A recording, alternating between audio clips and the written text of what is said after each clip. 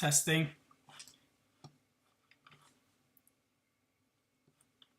Let me know if you can hear me well. We're back to this dragon again. Getting in more involved.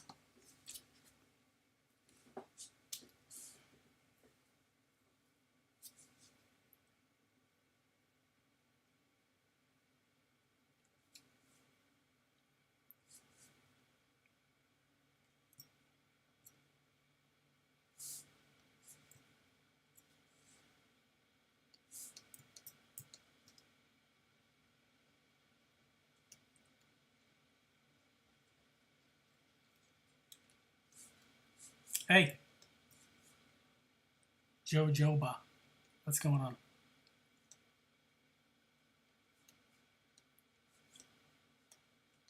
Have you all been watching the ZBrush Summit updates? I saw something very interesting last night about some more additions and more upgrades to ZBrush that's on the way, and it looked really cool as always. They're constantly just making this app amazing. Very exciting stuff. And the Sculpt Off challenge, everyone did a great job on that. I was looking at those a little while ago.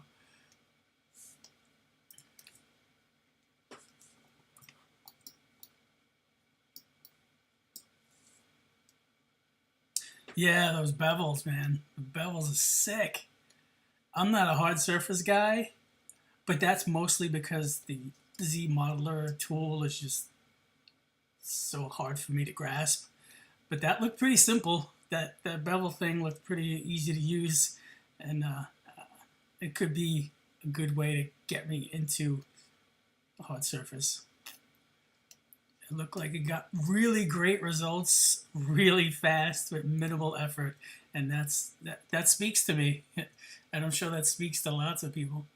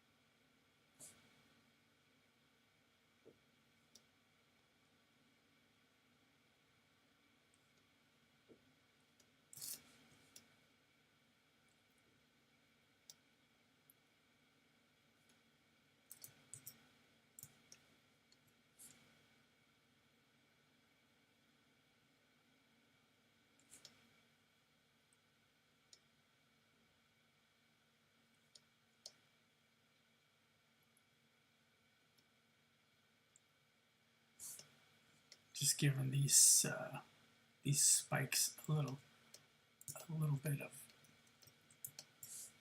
detail, make them look hard.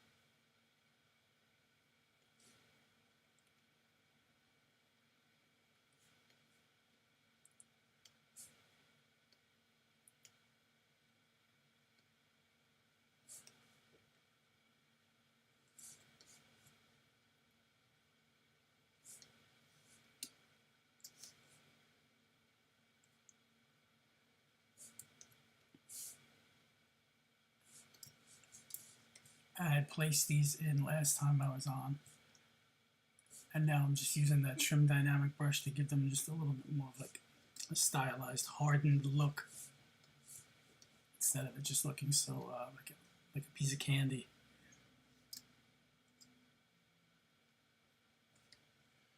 And the reason I do it this way is that I don't create one and then copy and paste it, and then all that detail is just copy and paste it over. So that this way, each one is kind of individualized slightly. They all pretty much look the same, but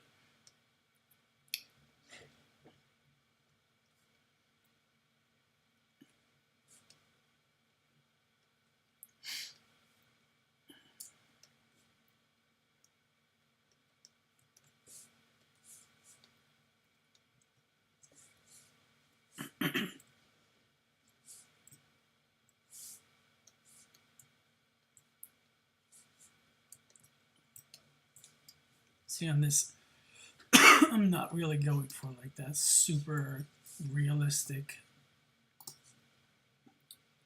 detailing of a real alligator or anything like that. I'm just kind of having fun. And that's why I enjoy doing these things, just to have fun. I know it's gonna look cool when I'm done because I just keep adding more and more detail and keep twisting it up until it looks really good. But in the meantime, you gotta have as much fun with it as you can. Not saying sculpting an alligator or getting realistic detail isn't fun, but that's a ton more work than I can give.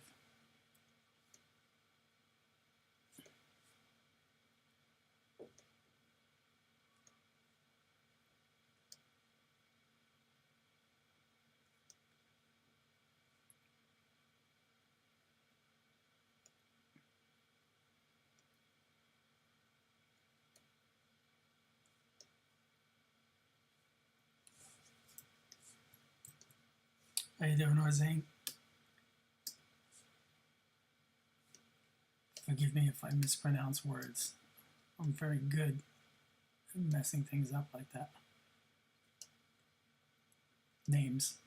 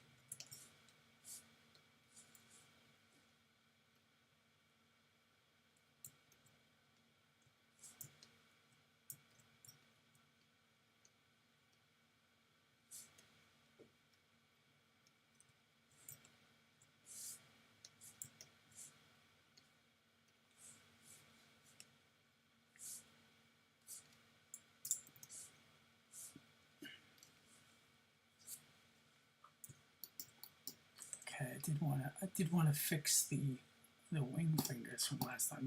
They're looking, these are not what I want right here. They're just too stretched out. I want them more.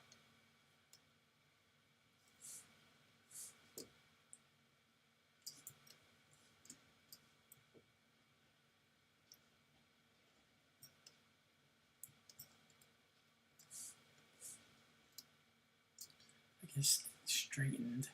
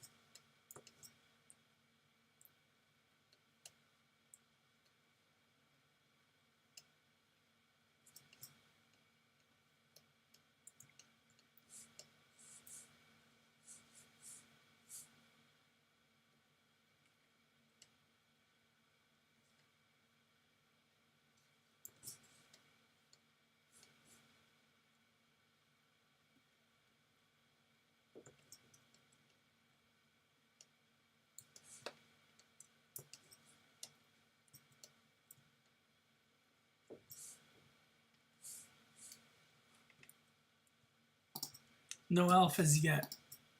I'll probably use some alphas when I get into the texturing.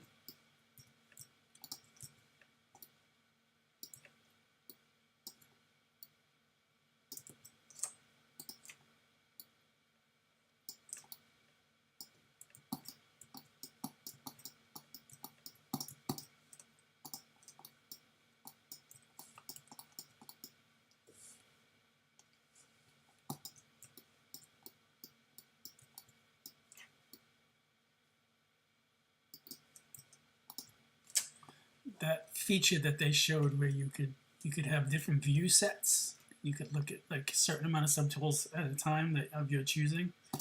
That seems like it's going to be extremely useful. And such a simple thing too. I mean, I imagine it's simple, but maybe not if it took this long to come out with it. And I didn't even realize that how useful that would be until they said it. But I did, like in a weird way, I've been longing for that for ages.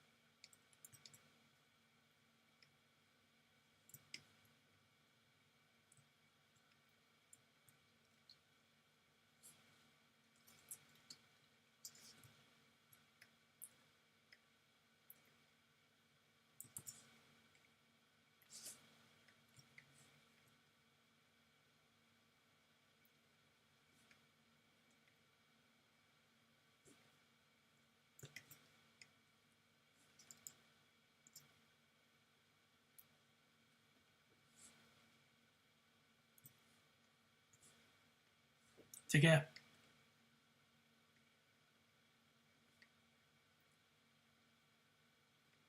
3 a.m. Yeah, you should be sleeping.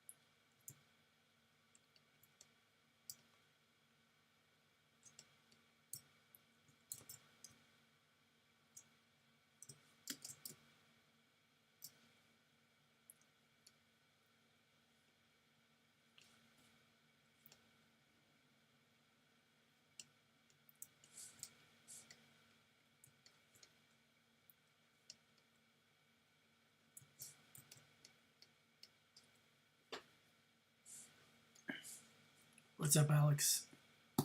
I'm sculpting a dragon. A dragon kaiju. It's not a traditional dragon, and it doesn't have the traditional stance or anything like that. It's more like a Godzilla-esque dragon. That's what I felt like doing. Something bigger, heavier.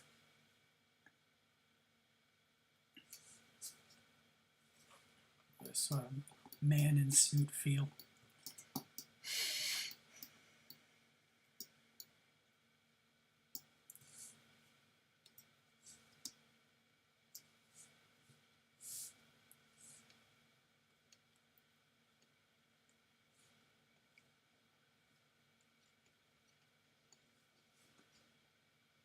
Thank you, Alex.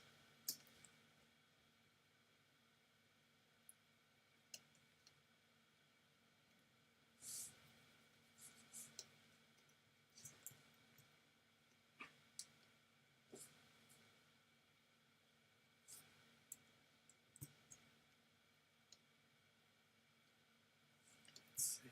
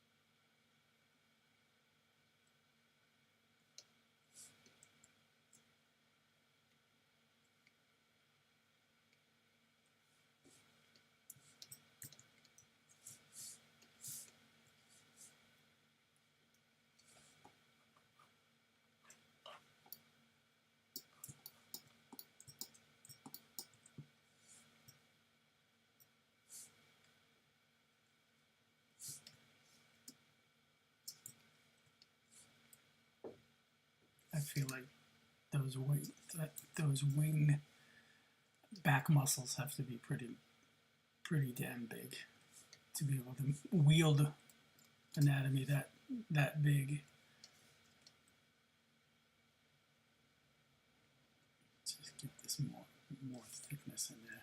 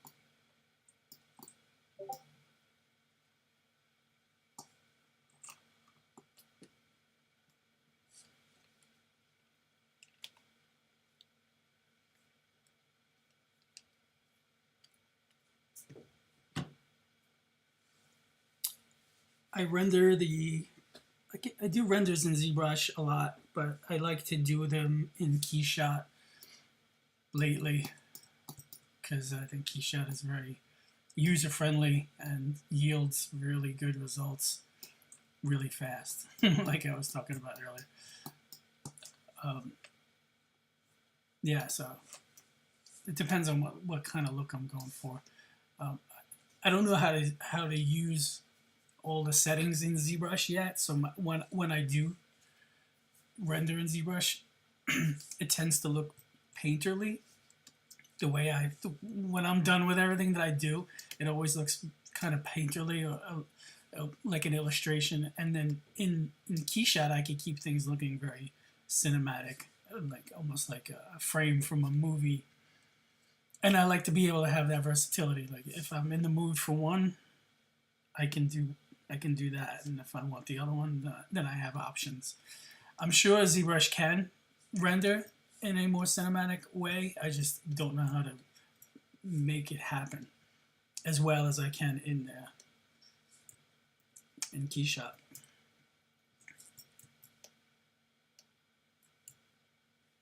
So it's good. It's good to be able to use both.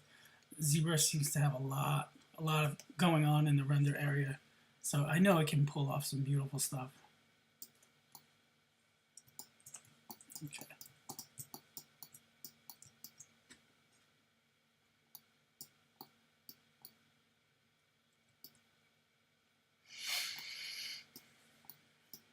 This guy should look pretty cool in Keyshot. And once the scales are on and you hit it with the good lights, it's gonna look pretty cool.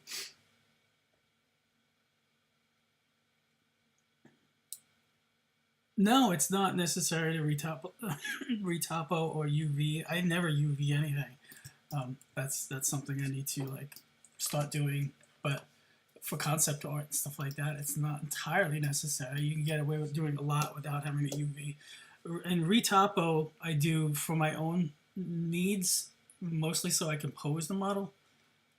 If you don't retopo, it can be really difficult trying to repose a model that's all Dynameshed out. It's not very friendly. A lot of crashes, and it'll break the model in ways that you just don't want to deal with. Hey Frank, good to see you.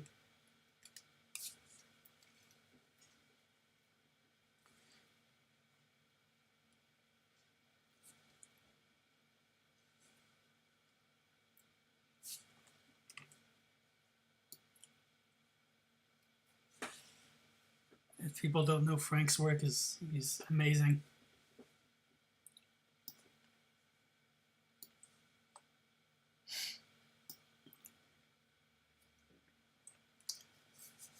Where's my wings?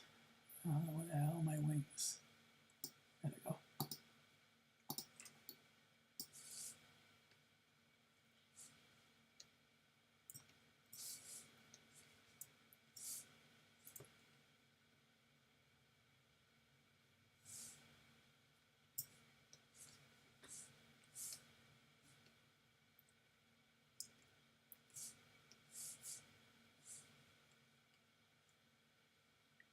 Sure, Alex. Thanks for watching me work.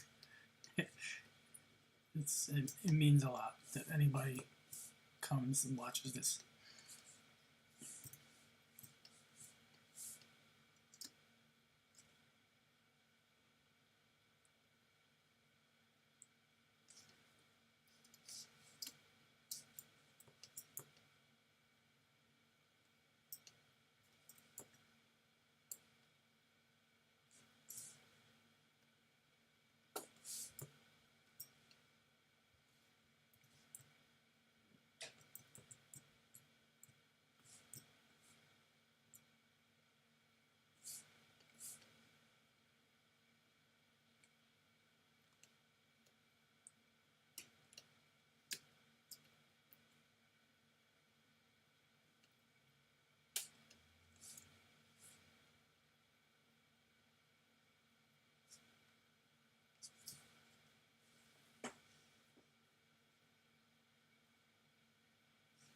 Oh, yeah. I only have I have my YouTube open, but I don't have Twitch open. I thought that Twitch chat joined in automatically. So if I'm missing the Twitch stream comments, I'm really sorry about that. I just didn't even see them.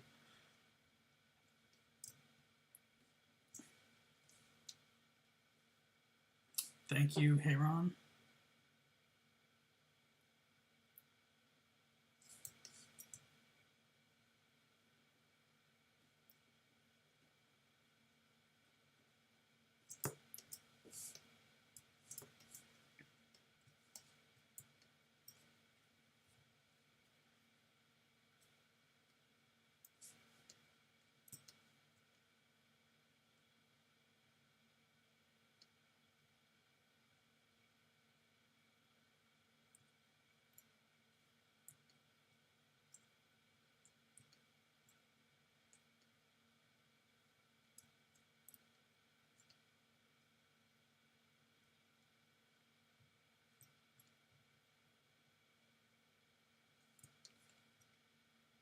I'm just turning the model around different ways to see like where I can go and add stuff, work on something. There's lots of areas. I mean, the whole thing needs a ton of work still. But I'm just looking for that one place that is really popping out at me. And right now, it's still the wing. The wing is very messy.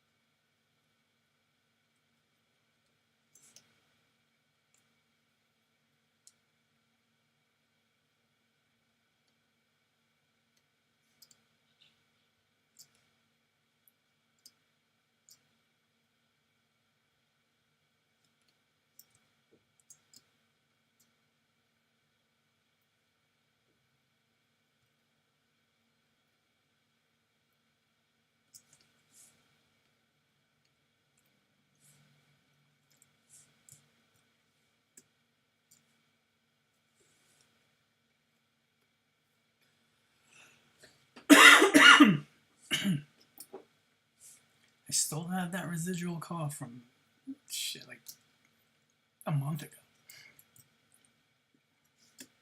That's annoying.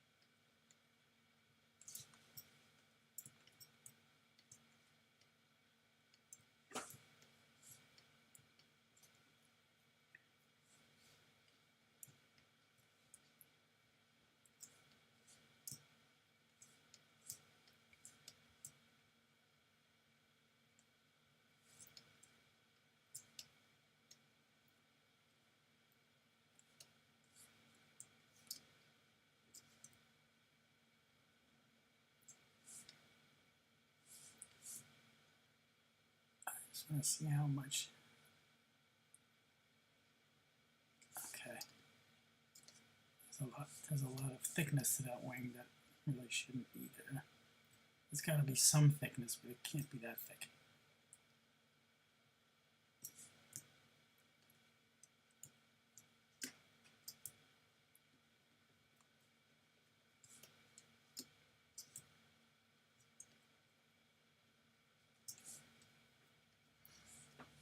I have two smooth brushes. I have smooth and I have smooth strong, because a lot of times once I up my resolution on my Dynamesh, the smooth button doesn't work anymore. So I click over to smooth strong, and that does the trick. It acts like a regular smooth brush when the resolution's high. So that's for my workflow, it's like something I needed, And when I discovered that smooth, strong brush, I was like, oh, this is exactly what I needed. So someone thought about it a long time ago, and I found it hidden in the light box area, and that's just like, oh, this has to be a startup brush for me.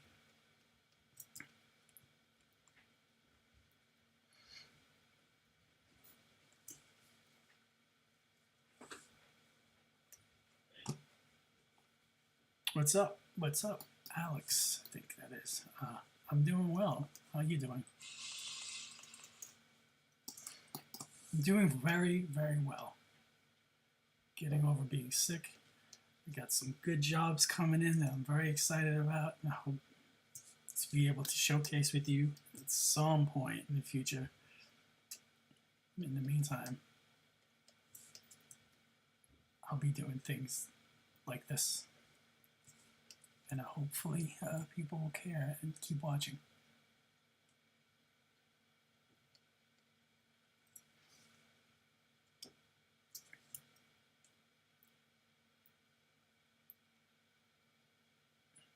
Right, there we go.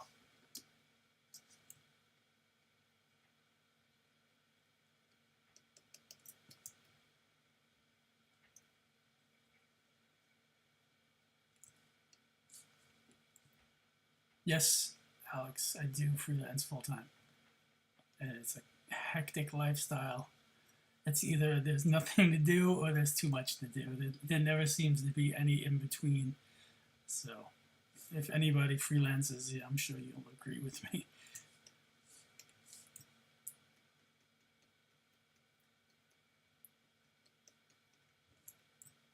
I love it though. I'd rather be too busy than not busy.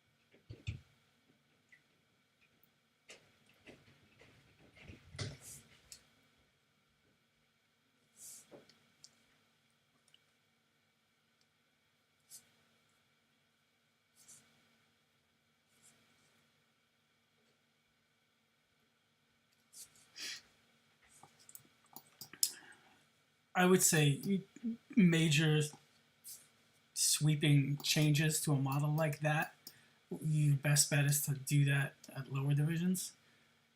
It doesn't seem like a a minor little tweak. But it's not to say, I think doing it at a higher subdivision will give you some grief. The more you can work that at a lower, your better results you're going to get. That's my opinion. I'm sure it could still be done.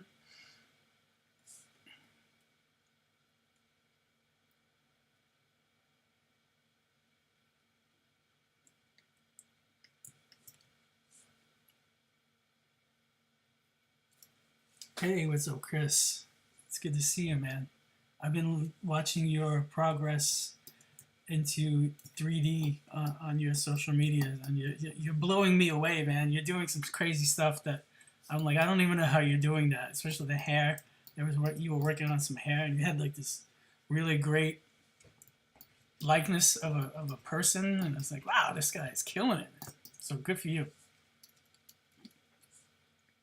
Alex, no, please keep asking me questions because otherwise I forget to talk and then I get really quiet and it gets boring.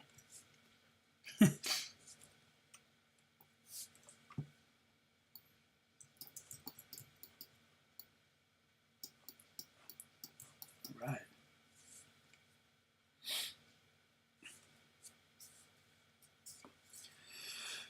Yeah, if you're gonna do, yeah, exactly. You don't want to do giant changes to a model in the with the high resolution.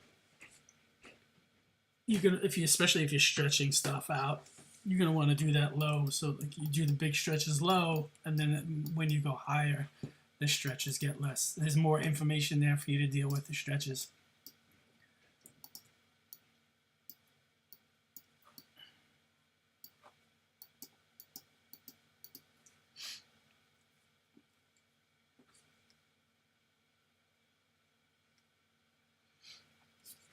Yeah, Hentoy mentions that to keep the spikes separate. I mean that I do. I keep all my spikes separate for that exact reason. But they usually it's trickier than it sounds because you have to have like where the spike meets the body, it has to still have to like be an organic connection. You can't just literally just sit on top with no. I guess it can, but once you start laying in skew, it's sometimes there's like a pattern that spirals around that giant spike, and if you move this thing, moving all that pattern with it, it would be problematic. So, but you're gonna see that when I start detailing this, we're gonna run into stuff like that, like where this spike meets the wing. No, I purposely keep them separate for the exact reason of being able to move them around easily, being able to detail them easily without it affecting the rest of the model. So it's important to me to keep them separate. But there is something visually appealing about it once you like join it with the mesh, then it has that meld and it makes it look like it is a solid piece and it's really rooted in there.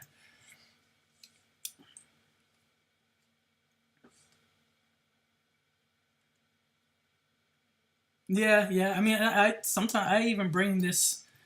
I'll bring this to completion, and everything will still be separate. It's just in the render, it gets hidden in the shadows, and it just still looks natural. Plus, this will be a toy. This is going to be made into a toy, and I might. I don't think it's going to have articulation or anything like that, but it's going to be a statue. And if in the last minute they need changes, once you meld everything together, it's really hard to make changes. I would have to go back to a version where I didn't meld it, and that's a nightmare because then whatever you did after that point is going to have to be redone. And sometimes there's no way around that, but sometimes there is.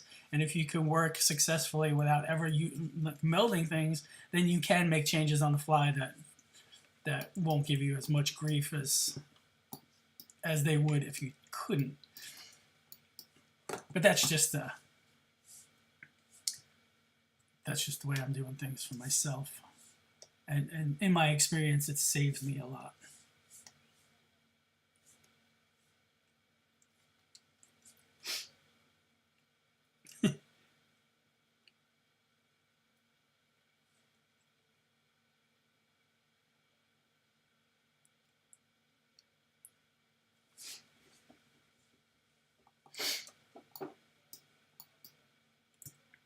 Yeah, client changes they are inevitable, and they will come at the worst time.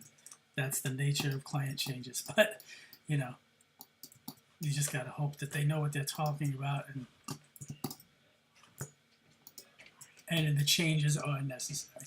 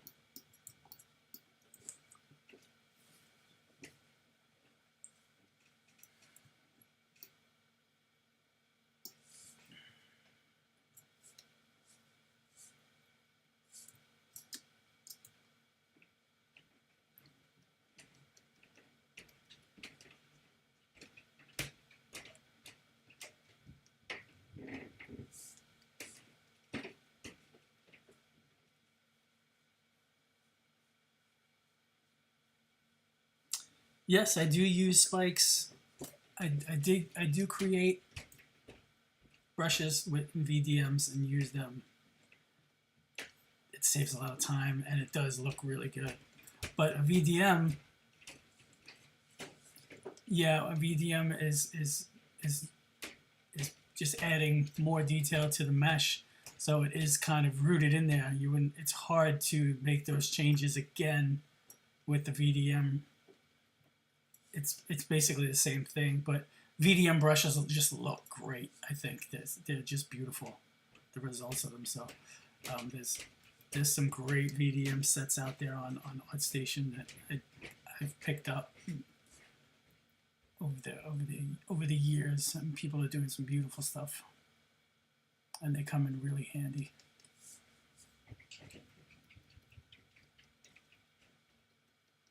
That was exciting when they came out with those. Just another one of those brilliant updates that they give us.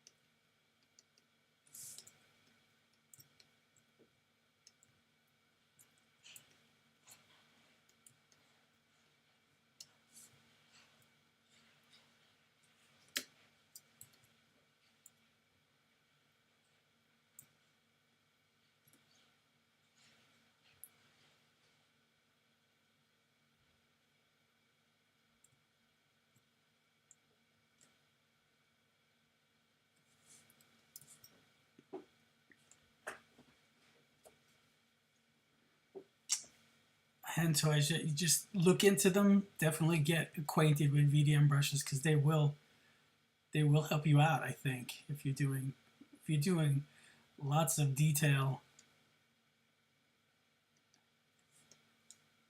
how do I word this? If it's like if you're just doing like detail with a lot of information and it's got to be repeated over and over, but it still has to look very sculptural. I mean, like VDMs, they don't look like alphas. They have undercuts and they're really powerful. They look great. And if you don't just use one and keep doing it over and over. You have to have an arsenal of them, and create your own, and then just keep using those over and over. You'll really appreciate them, is what I'm saying. They'll save you time. It's like it's less effort for better results, and it seems to be the theme of today's stream. Is like how can we work less and get better results? Who doesn't want that?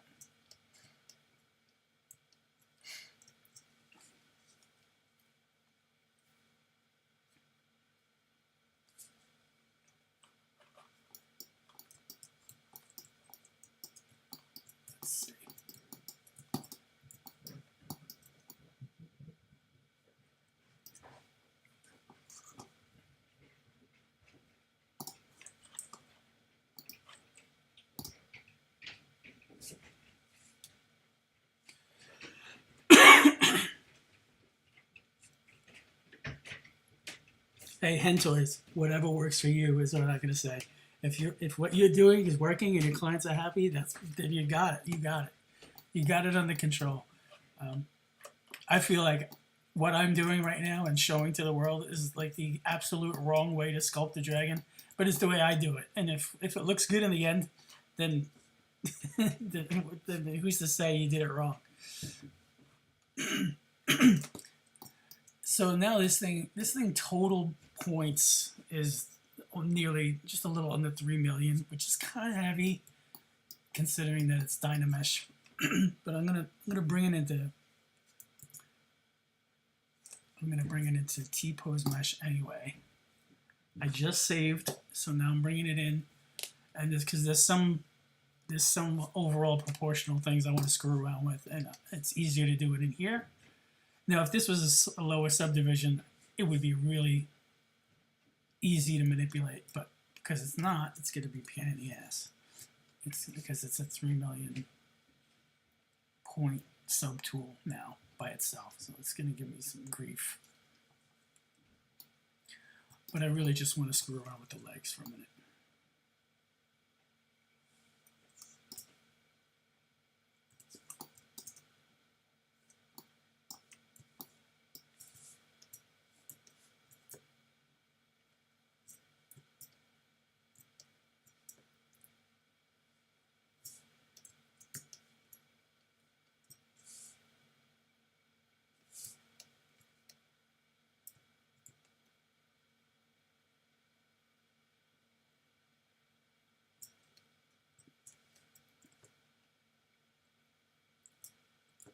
I have my floor grid on because I want to know where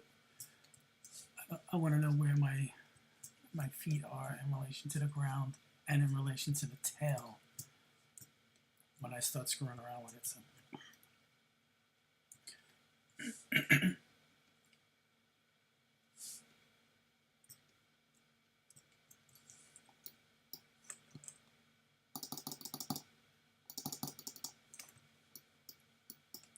I have my blur mask button.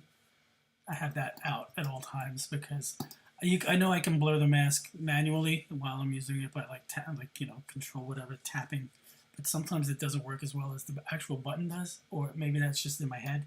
But once I put the button out there for myself, I find myself just constantly using it.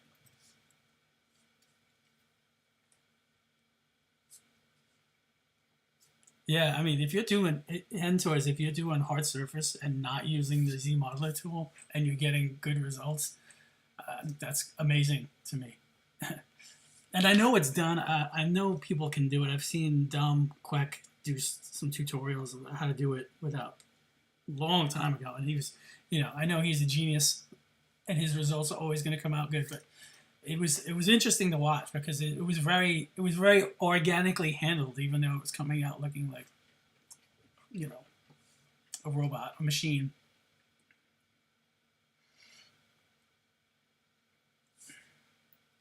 And then this is a rare circumstance where I go back to these this tool. I just want to drag the feet out a little bit, see what that looks like. And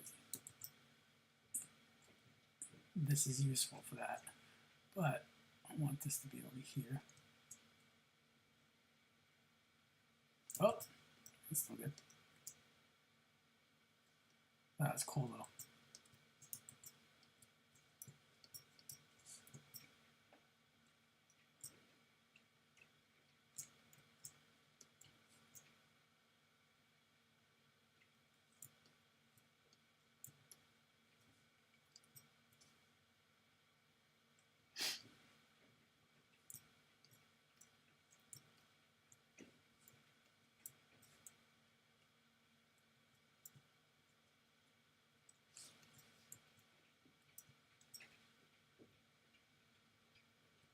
Kind of like that.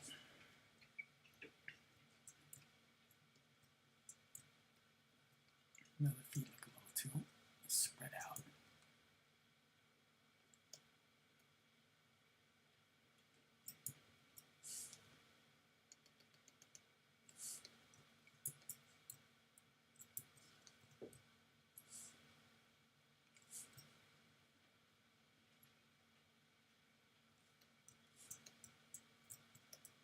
They kind of look, the feet themselves look really small from this perspective, so I'm glad I went in there and looked at it that way.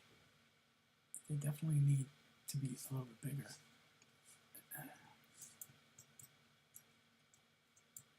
And that actually helps because I feel like I wanted to make the tail bigger anyway. So that'll be next.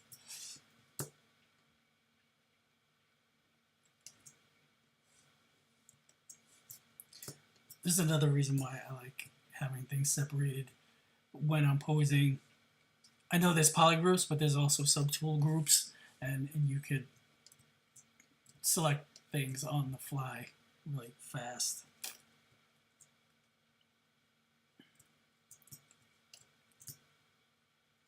when you're trying to pose stuff.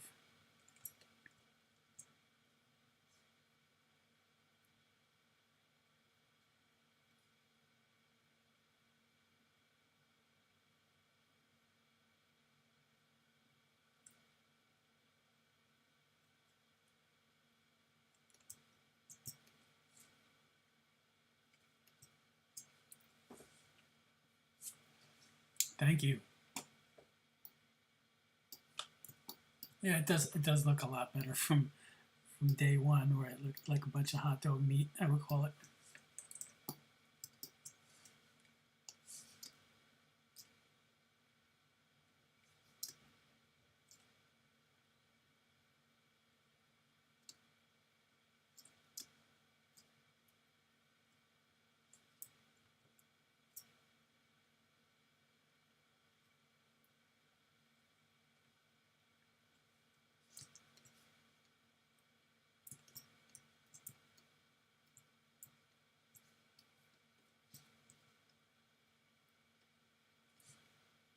So I wanted to see what this would look like. Bend them forward.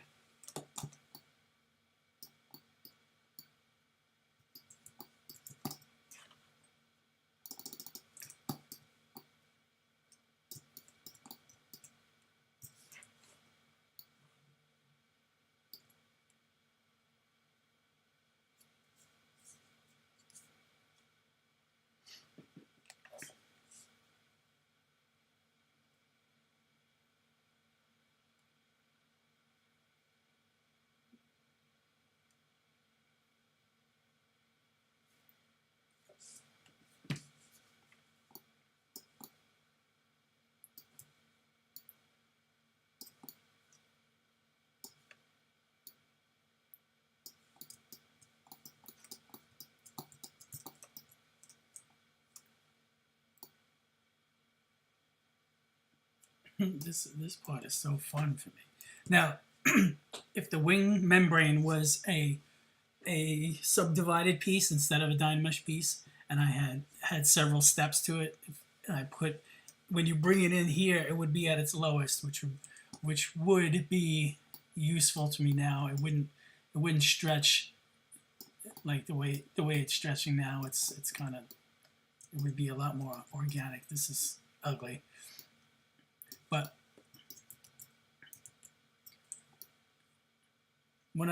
I'm not really posing this right now. I know what I'm doing is destructive, and I'm just playing. I'm just experimenting with seeing what I like. I could absolutely bring this in after I ZBrush the pieces and do it for real.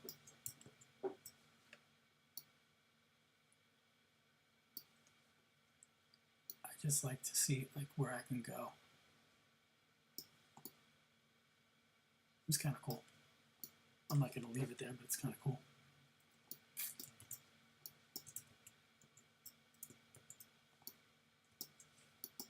I just wanted to bring the hands forward a little bit, but I didn't have the cursor where I needed to do that.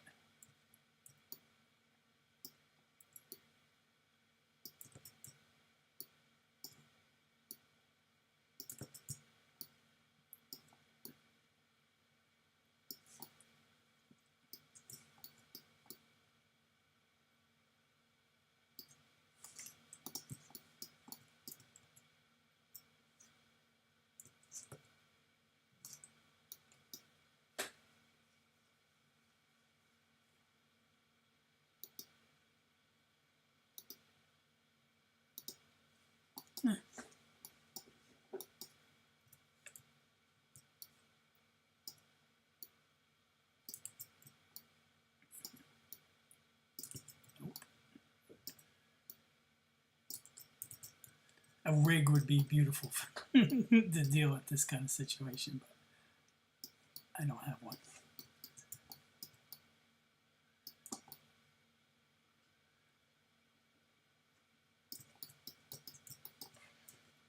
Alright, well, I guess the way I have the wings now, I can pose them later. I just wanted to see what I could do with them.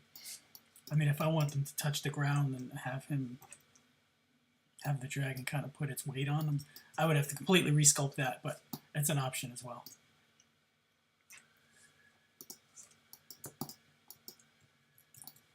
I also like to come in here and mess around with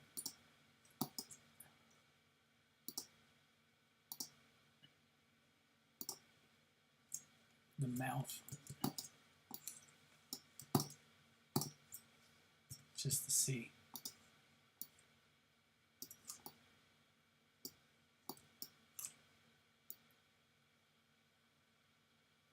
Just give it more of a roar. I mean, you get a lot of concepting done in here in T-pose mesh, because you can do stuff that you faster than you can sometimes when you have everything separated into subtools. That looks pretty cool.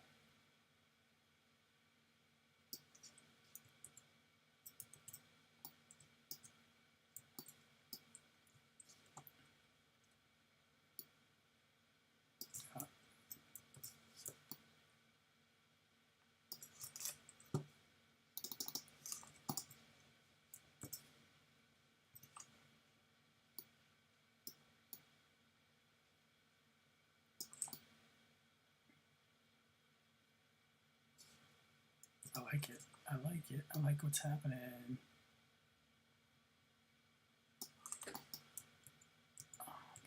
But I'm not going to commit to that either.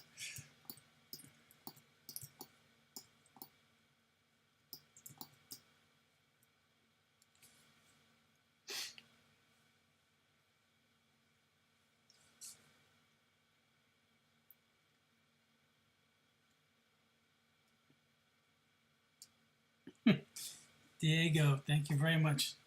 That's really cool to hear. Thanks for showing your class or your students my work.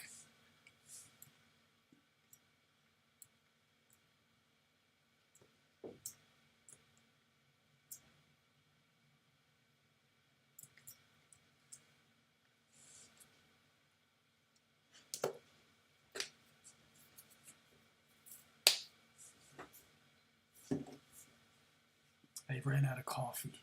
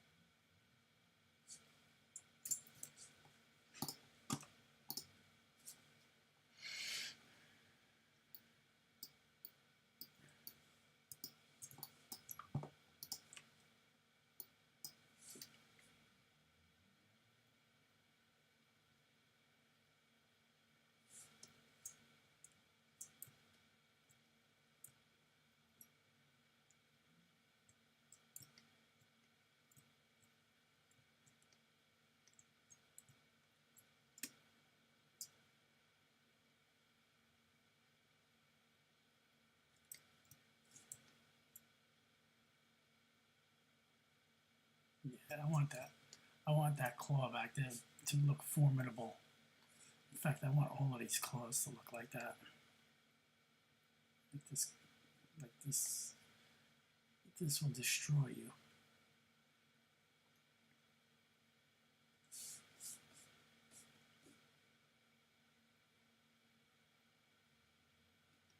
I've got my move brush set at topological so that it doesn't screw around with the other ones, with the other meshes in the vicinity, which is it's just a beautiful button. It's so helpful.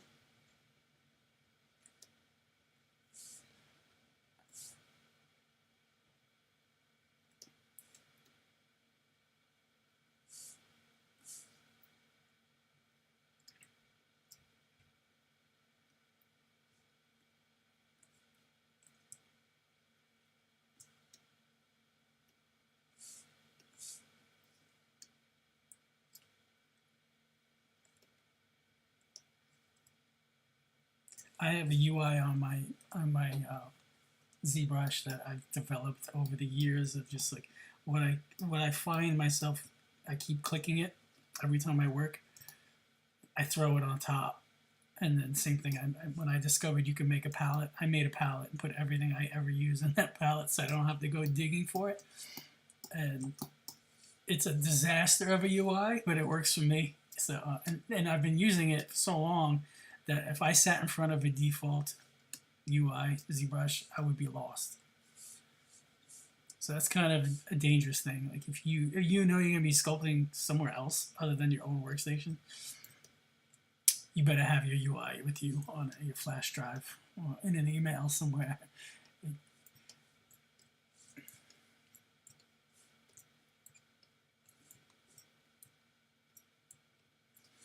Okay.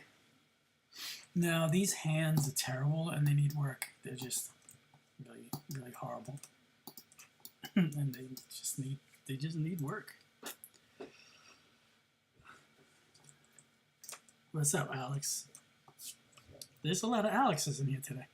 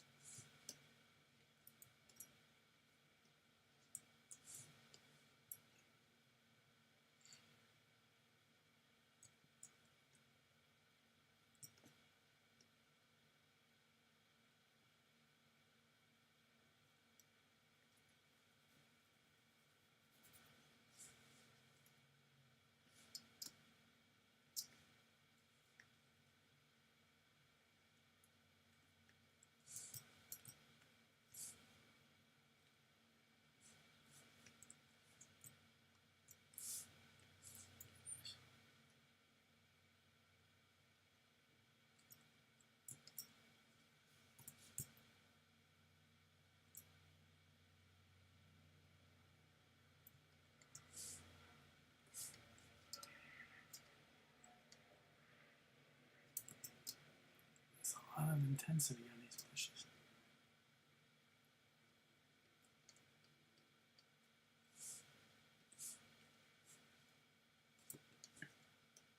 I wouldn't say dragons are dinosaurs.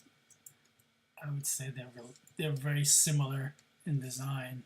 Some of them similar in a lot of the detailing aspects as well. Which, hey, dragons don't exist and dinosaurs do.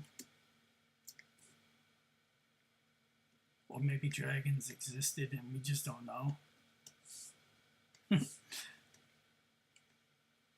How's that for a conspiracy theory?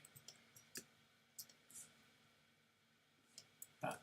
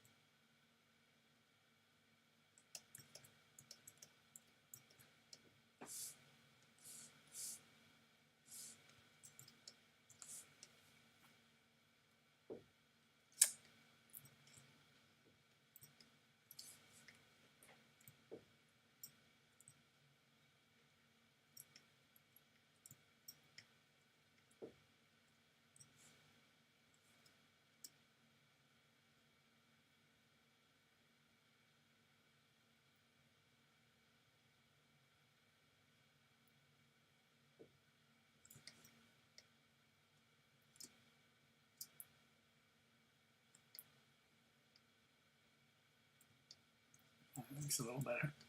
Looks a little better than it did.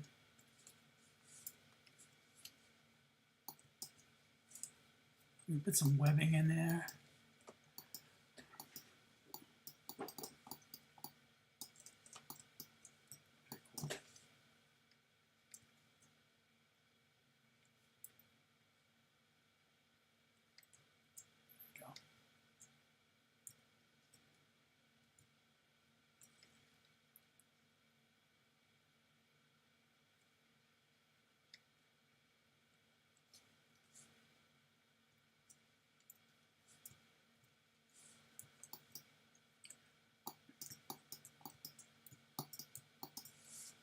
I think it's safe to assume dragons are purely fictitious, which kind of sucks. It would be great if they existed. Honestly, I don't see how like unrealistic it is that maybe they did at some point, or maybe they can when human beings start screwing around with genetic material. I mean, why they would want to make a dragon all their own would be a bizarre choice, but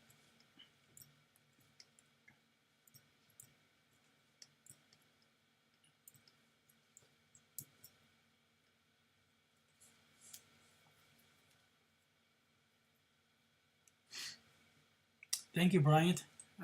Glad that you came to watch.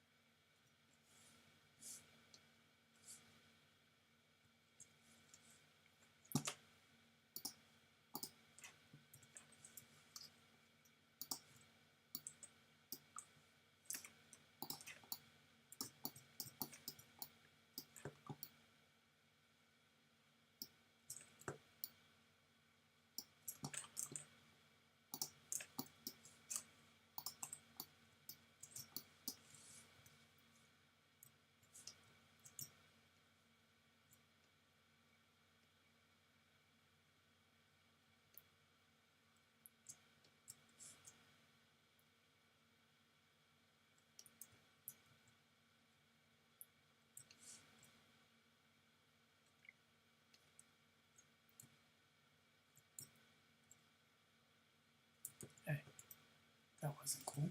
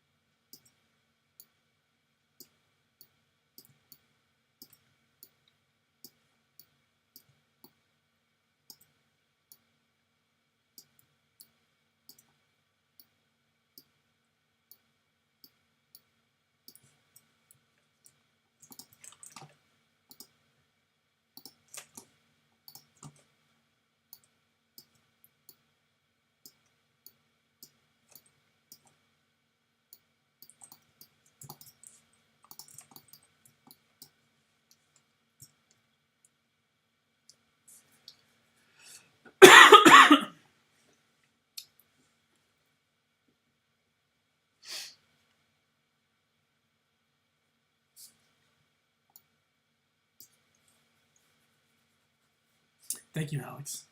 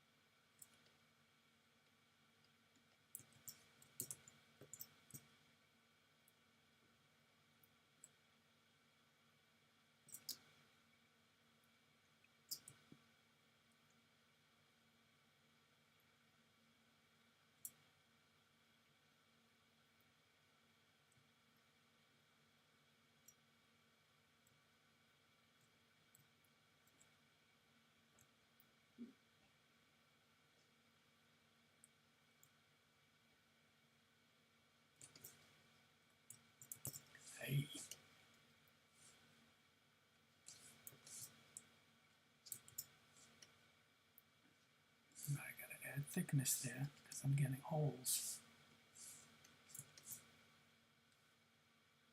right in here.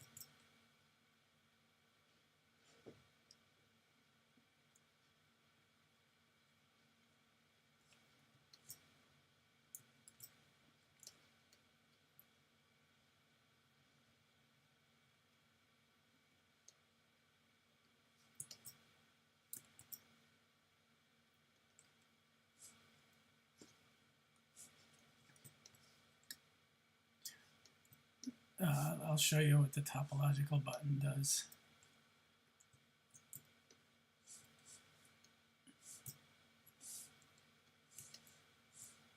So if you have your move button, you have your move brush.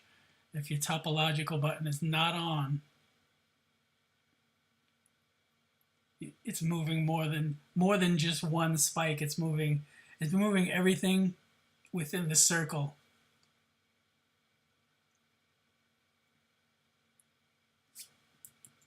But if you turn on your topological button, now it's only going to affect that one thing. And the other meshes that are not connected to that won't move. So it makes any brush useful in that situation by utilizing it that way. So it's cool with paint when if you don't want to add paint to the things surrounding one of those spikes and you just want one spike to be a different color, you turn on topological and you could just not be concerned with where the paint is going to go. It'll just go on the one thing. Stuff like that. It's really, really useful.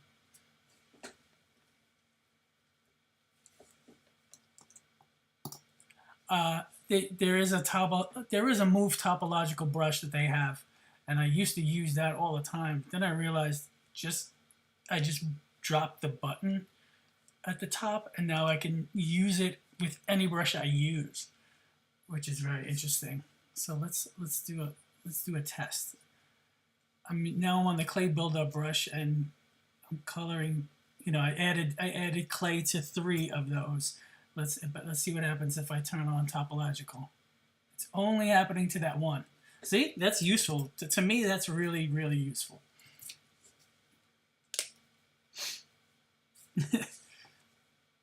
I think brush, is it? The topological button can be found in the brush menu, auto masking, topological. And then with the custom UI, I just dragged it right there along with lazy mouse. Back face mask is another button that I'm like constantly hitting because you don't always want to affect both sides of what you're working on. You just want to affect one side. In fact, most of the time I just wanted to affect one side. So I needed that button there, and I turn it on every brush I use unless I specifically don't want it there. It's weird that it's a button that's so hidden. I don't even know where back face mask is, but because it's been in my custom UI for a while now. But I mean, without it, you can't do a lot of things, and it's one of those beautiful buttons like topological and lazy mouse and blur mask and all the other ones. Now, this is why a lot of people say ZBrush interfaces. It makes no sense and it's hard to learn. And with that, I can agree. But it doesn't mean that what it's actually doing isn't awesome and to give up on it. I guess for some people it is, but not for me. For me, it was like, all right, well, I'll just have to get used to this shit. And I did. You're welcome, Brian.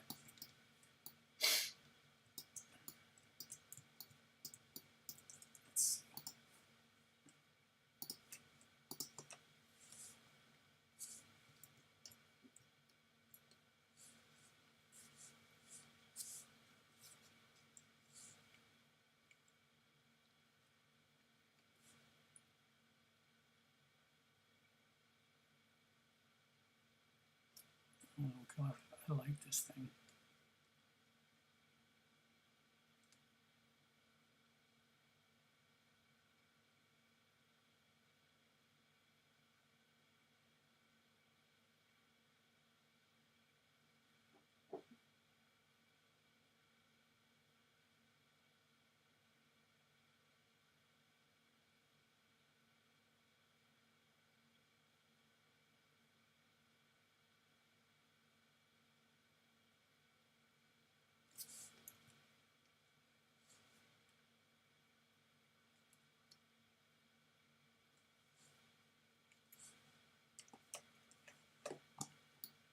definitely. Fill.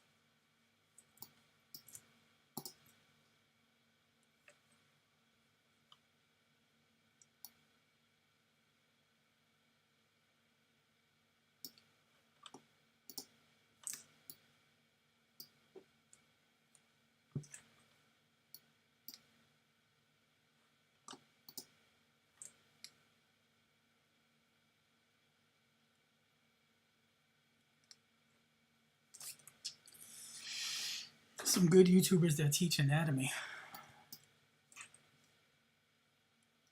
Not real. I can't think of any offhand. I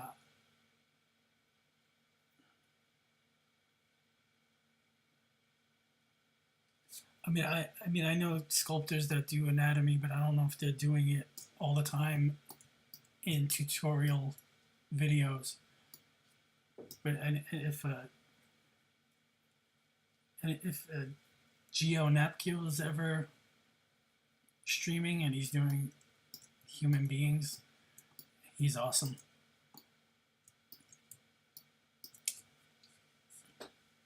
I think his name is Scott Eaton. He's awesome. I don't know if he streams though. His stuff is like he's amazing.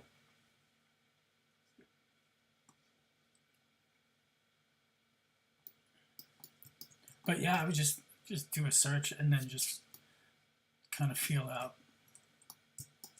Watch people and see if they're any good for your tastes, for your needs, and then stick to those.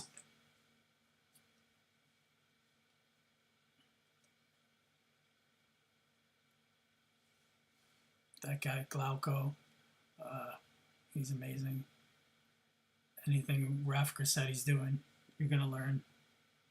Awesome work.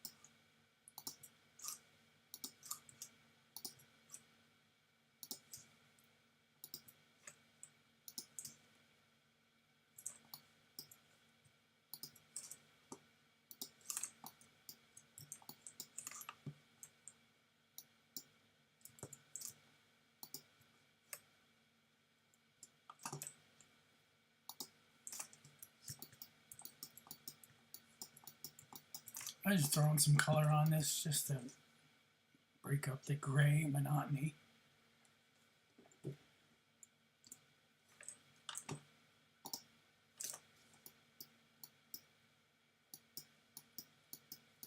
Plus, I like to see, once you start adding color to things, you see it differently, and you see the forms differently, and it's helpful. even in the concept phase where you're still working things out. Hoosler, if that's how you say it, I'm doing well. Thank you for asking. I hope you are too.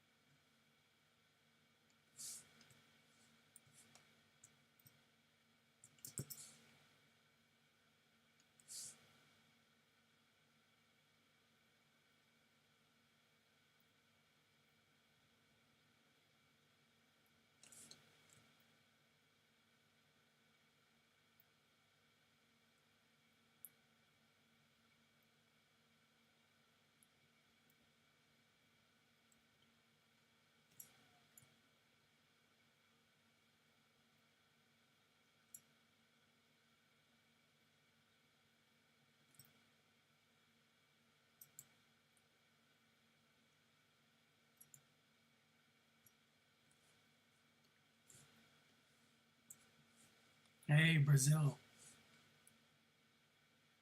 How are you, Luis? Luis.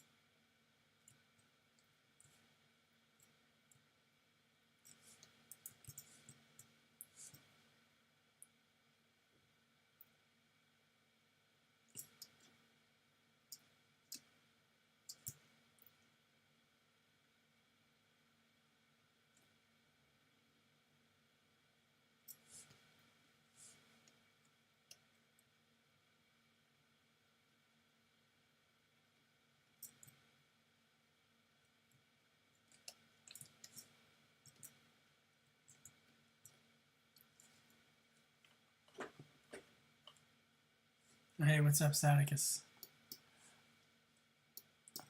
It started at 5, so you missed about an hour and a half. It ends at 7, so you got another half hour. It's slow moving. Just I threw in some color this time to just break up that gray that I've been staring at since the first stream.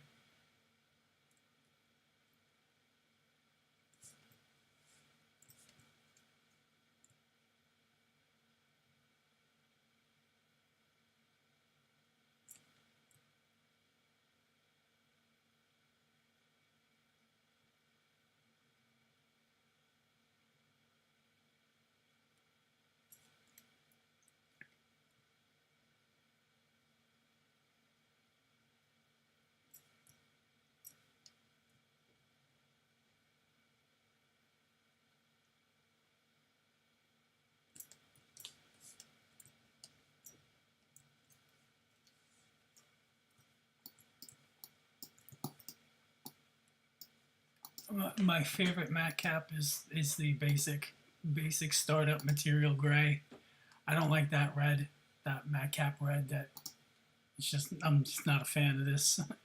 um, the gray is where it's at. It just works. It just works with everything. It's the most aesthetically pleasing to begin a sculpt with, for sure. and like, it's a great material to just throw some color on and then go right into a render with. If you're just not in the mood to find that one material that's just right, this one is usually it anyway.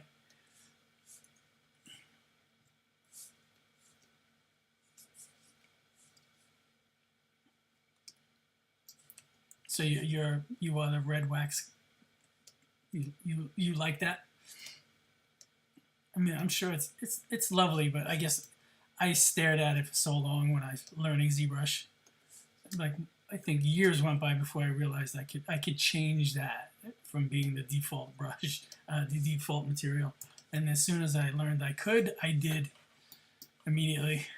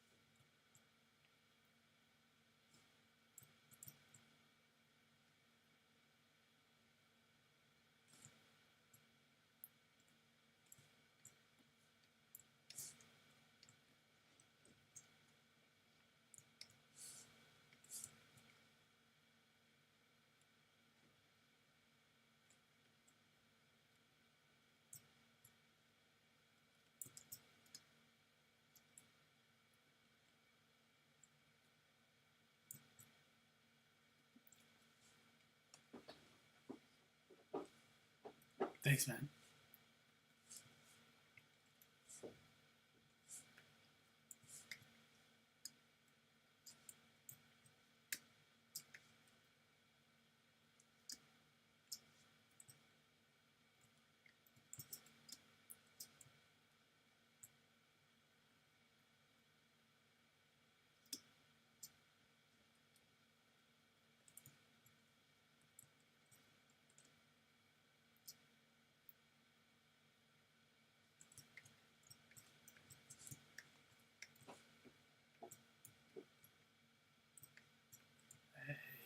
Let's do this.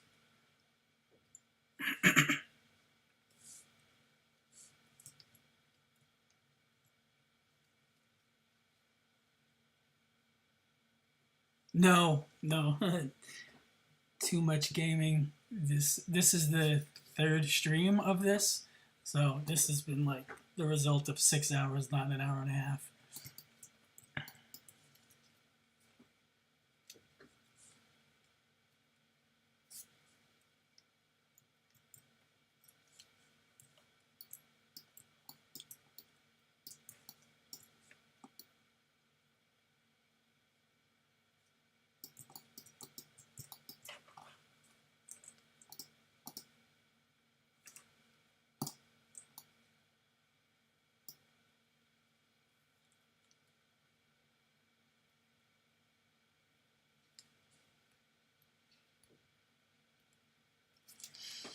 This isn't color that I'm committed to. This is just color to just help with the concept and help visualize the forms. So it's fine to just throw some color on a Dynamesh if you feel like doing it. I find it helpful and soothing and you know, visually appealing. So I tend to do it. But it might completely change, and it's totally unnecessary too, because this isn't. It's going to be 3D printed, so I don't think it's going to be 3D printed in color. So color's not even necessary. It's just helping me make decisions on what I want to see. But yeah, I mean, in terms of putting color on Dynamesh, it's sometimes if you change the resolution, the color disappears, and that's annoying.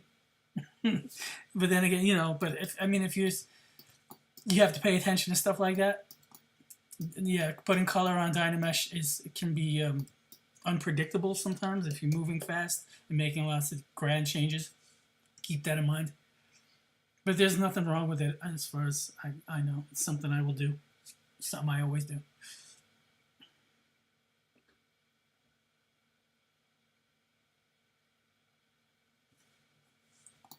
Yeah, this material is really cool. It makes everything look like just like a concept sketch. I love that. Like a pencil drawing, colored pencils or something. I love it. Just love. It's the NPR material. I just love putting it on there. No, I didn't make it myself. It comes with ZBrush. It's just not in the startup. As far as I know, it's not in the startup matte material, so you have to grab it from the light box and throw it in there. But I use it so often, I make sure that it's in the startup. I see it already. I want these nails bigger.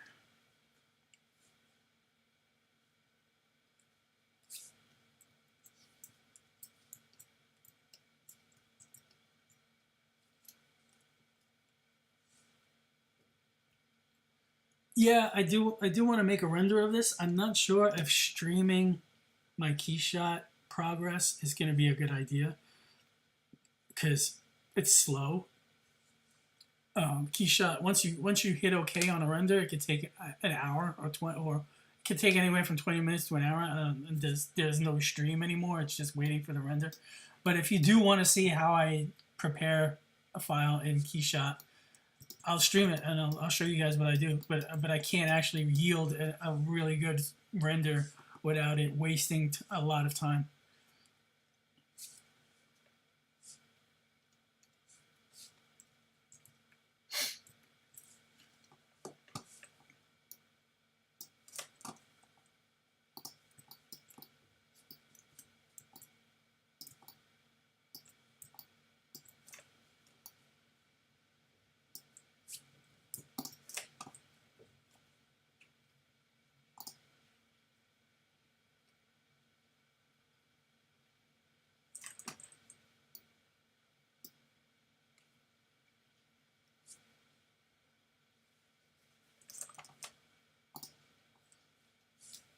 Yeah, no problems, Frank. When I get to that point, though, it might not be for a couple more streams because I still have to like. The next step on this guy is to probably retopo every subtool, then add the scales and like the textures of all the scutes and stuff, and then pose. So that'll probably be its own thing. And then I'll go into final render, which probably like 2 or 3 streams from now. But yeah, if people are interested in that, and then I'll definitely stream that.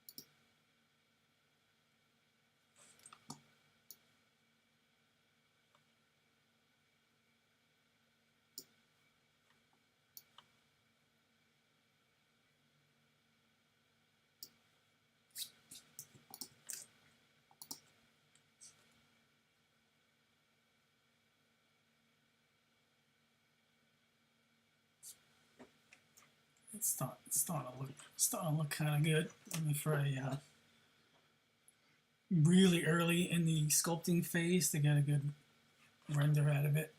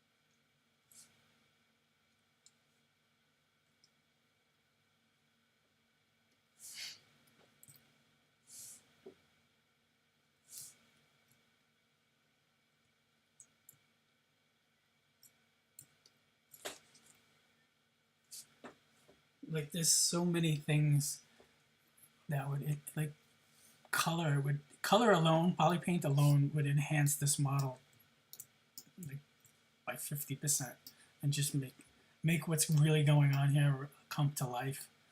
And I've been noticing that a lot lately. I've been looking at a lot of miniature painters on Instagram and been admiring their skills lately because they really take those sculpts that they're great sculpts, but their paints make those sculpts look phenomenally better.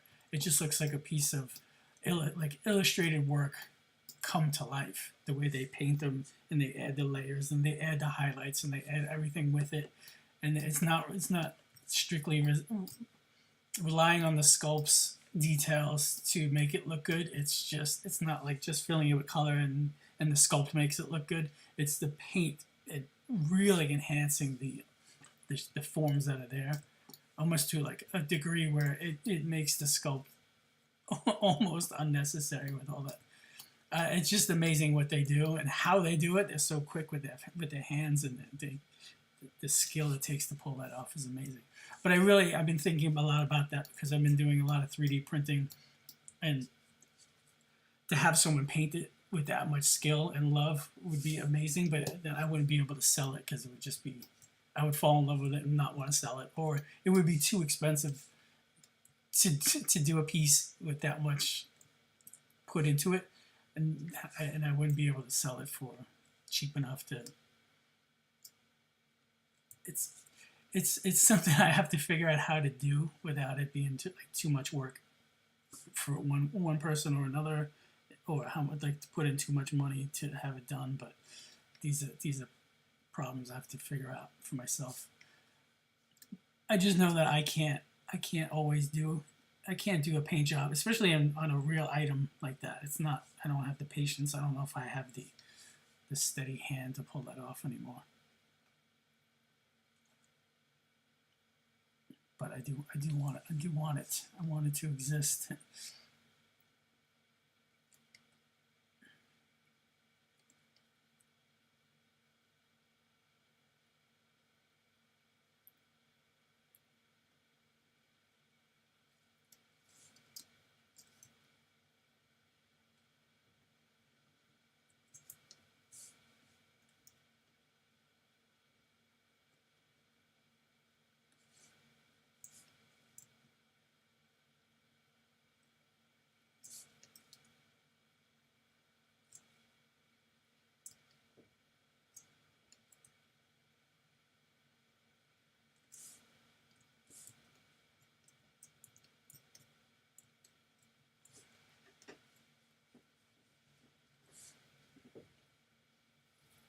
What is it? Okay, I have a few minutes left. So I do think at this point I'm satisfied enough with the forms and what I want to do. I want to make the claws bigger. But I think my next step is to go into Z-remeshing all these pieces so that I can now have the density I need to like really get in there with the details.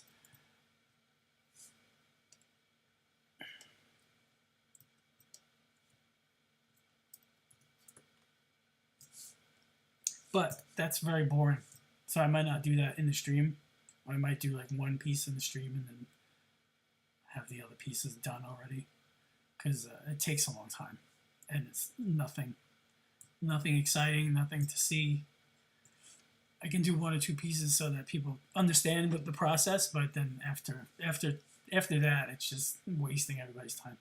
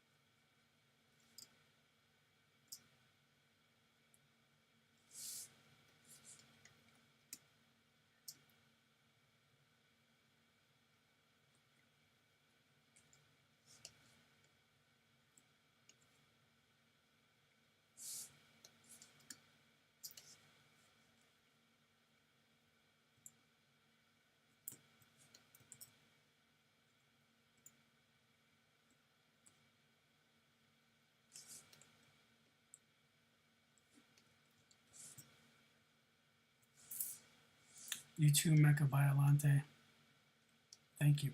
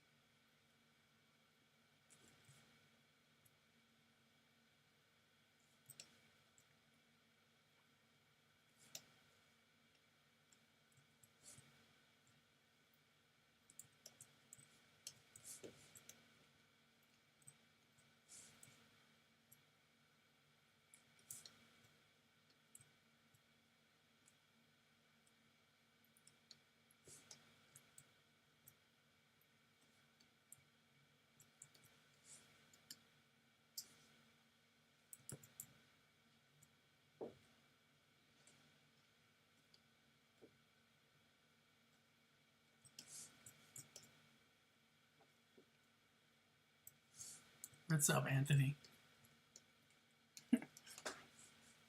There's about 4 minutes left, 3 minutes left to the stream, but good to see you.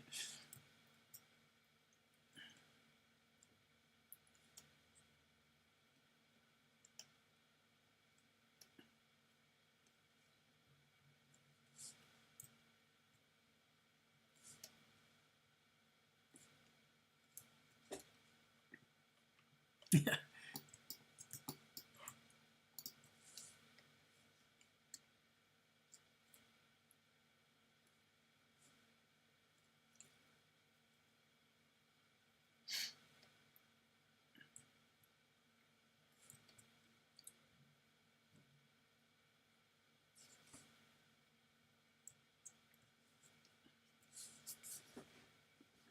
I don't know, Saticus.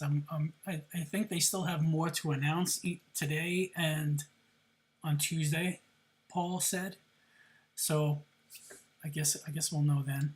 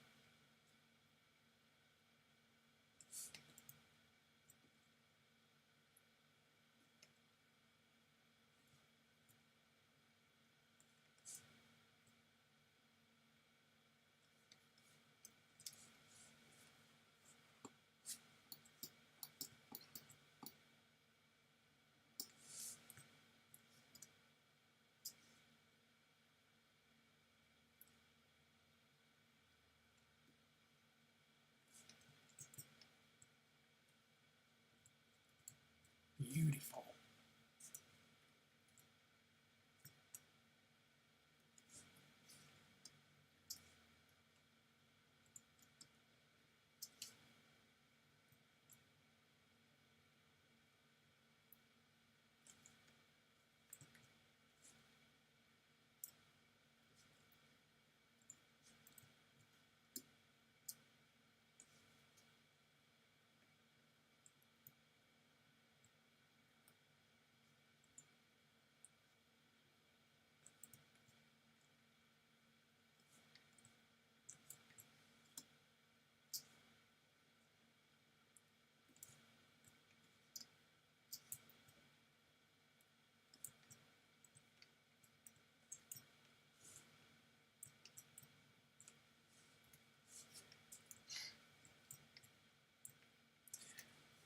Well, that's a wrap.